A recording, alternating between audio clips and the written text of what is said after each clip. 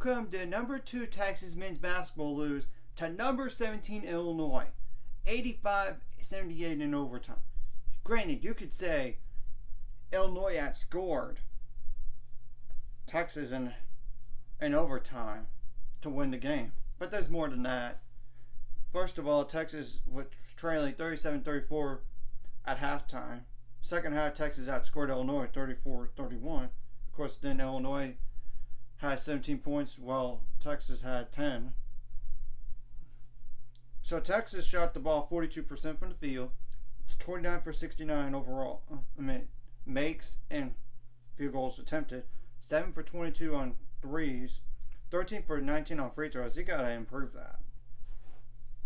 40 rebounds, 13 of those offensive, 20 assists, 8 steals, 3 blocks, 14 turnovers, 24 fouls, and they did have, that's 18, 25, 33 points off the bench. Now, Illinois only had 25 points off the bench.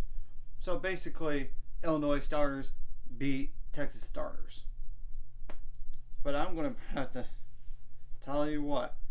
Illinois shot the ball 45% from the field, 27 for 60 overall. In terms of field goals made and attempted. 10 for 23 on three-pointers. 21 for 31 on free throws. That's still not a great percentage. 42 rebounds, 10 of those offensive. 11 assists, which is less than Texas. 7 steals, which is 1 less than Texas. But they had 12 blocks. Gee Louise. 17 turnovers, which is more than Texas in a bad way. 20 fouls. Of course, Texas committed 24. So some of those numbers does make sense. But Texas allowed Matthew Meyer to go off on them. 21 points, 8 for 10 from the field, including 5 for 5 on threes. He's from Austin, Texas. Of course he's going to want to prove that he should that. Look, I want to beat them more than anybody. That's my hometown team right there. Yeah, he's from Austin. I know it. So, yeah, you can't. And he's been like up and down all his career, and I even know the guy. I'm just saying. Currently, he only averaged 7.3 points per game now because of this performance. So, yeah. Of course, Terrence Shannon Jr., who was at Texas Tech, played against Texas a lot. He had 16 points, 5 for 14 on threes overall, 1 for 4 on threes, 5 for 5 on free throws. So, it's not even including some players had. Matthew Meyer had 3 blocks, while another teammate of his had. And Coleman Hawkins had 3 blocks in the game too.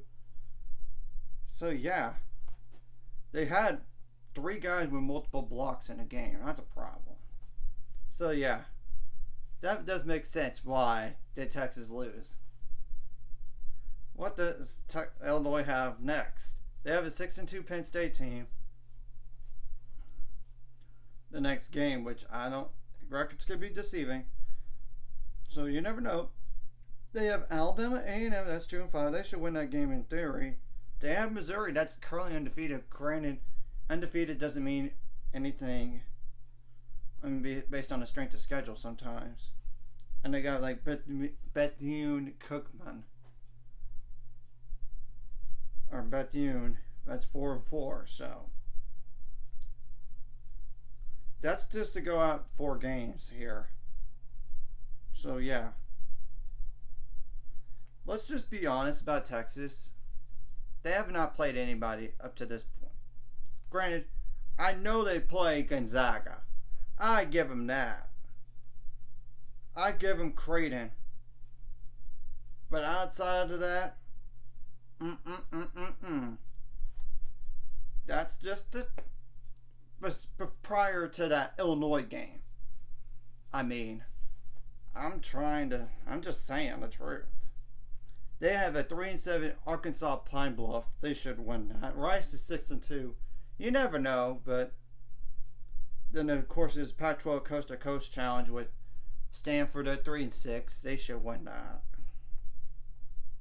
They got like Louisiana Raging Cajuns. That's 7-1. That's just the name of the next 4 games right there. I'm not saying they're going to lose any of these or win any of these, but we'll have to wait and see what happens because upsets do happen unexpectedly. So yeah. Anyways, if you like this content, hit like and subscribe, and see you guys later. Let's get to 400 subscribers and more by the end of this year or sometime in the future.